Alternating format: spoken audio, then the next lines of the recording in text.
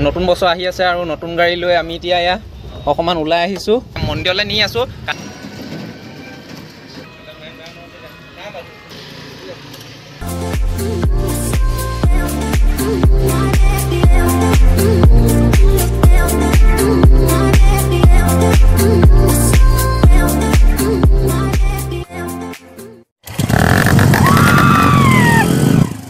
Hello' my YouTube family and welcome back to my YouTube channel. আৰু এতিয়া বিহু বুলি আপোনালোকে এতিয়া বহাগৰ বিহু, নতুন বছৰ আহি আছে আৰু নতুন গাড়ী লৈ আমি এতিয়া এয়া অকণমান ওলাই আহিছোঁ। কাৰ গাড়ী কি কথা আপোনালোকক জনাই থাকিম বাৰু।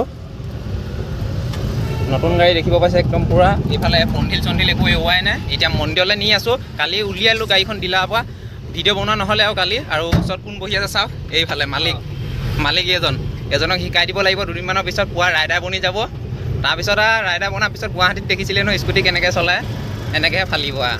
এতিয়া এইবিলাক আগত যাবলৈ দি আছোঁ। এইখন মানে ব্ৰেকডাল অকণমান কোমানটো পোৱা নাই, মানে ব্ৰেকডালত মাৰিবলৈ, সেইটো কাৰণে অকণমান খেলি মেলি হৈ আছে।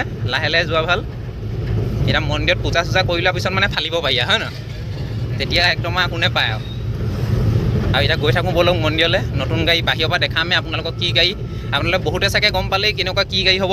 তাকো বাহিৰৰ পৰা আপোনালোকক চিনেমেটিক শ্বট দিব লাগিব। চিনেমেটিক শ্বট একদম পূৰা আল্টিমেটকৈ বনাব লাগিব ইয়াৰ মোবাইলত। আৰু ময়ো বিহু বুলি কিবা এটা ল'ম বুলি ভাবি আছোঁ, কিন্তু প্লেনিংটো কেঞ্চেল হৈ গৈ আছে। কালিয়ে লোৱা কথা আছিলে, যোৱাকালি। তাকে আজি ল'ম বুলি ভাবিলোঁ, আজিও নহয়। কাইলৈ ভাবিছোঁ উৰুকা গৰু বিহুৰ দিনাখনি ল'ম বুলি। আজি যিহেতু উৰুকা। আৰু এতিয়া ব'লক প্ৰথমতে মন্দিৰ পাই লওঁগৈচোন। আহি বিষ্ণু মন্দিৰ পাই গ'লোহি। সেইটো বিষ্ণু মন্দিৰত মানে পূজাটো কৰিব আৰু এইফালে ছাইড কৰি দিওঁ। মন্দিৰ পূজাৰী আহিলেহে অলপ পিছলৈ দি দিওঁ, মানুহৰ ঘৰ নহ'লে हो गया गाड़ी रुक गया जगह पे। এতিয়া আপোনালোকক বাহিৰৰ পৰা লুকটো দেখাই আছোঁ, ব'লক। এইখন আপোনালোকে চাই লওক, এয়া মালিক, এয়া গাড়ী। এতিয়া পূৰা নতুন গাড়ী মানে। পিছফালে বডি চডি লগোৱাই নাই, বডি চডি বনাব আৰু নম্বৰ প্লেটো অহাই নাই, কালি উলিয়াই আনিছোঁহে। ইয়াত পূজা চূজা কৰা মেলা হ'ব।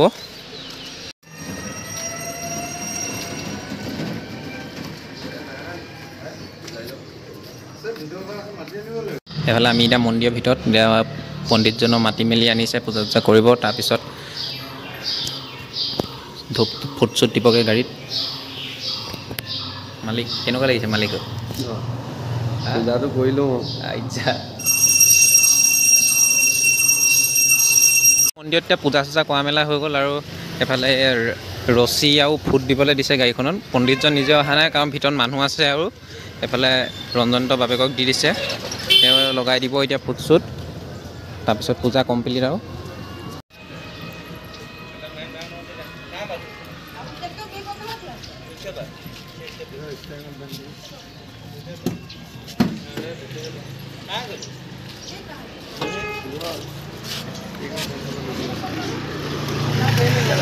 ano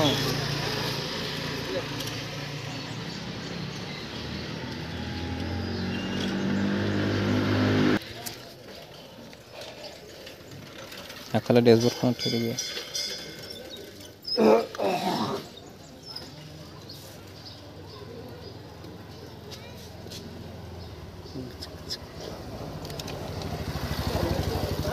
ইয়াৰ সেই গামোচা এখন অঁতৰাই সেইখনত থৈ দে বাবা। এইফালে এতিয়া পূজা কৰা হৈ গ'ল আৰু গাড়ী এতিয়া ঘৰলৈ গৈ আছোঁ। ই শিকিব আৰু দুদিনমানৰ পিছত।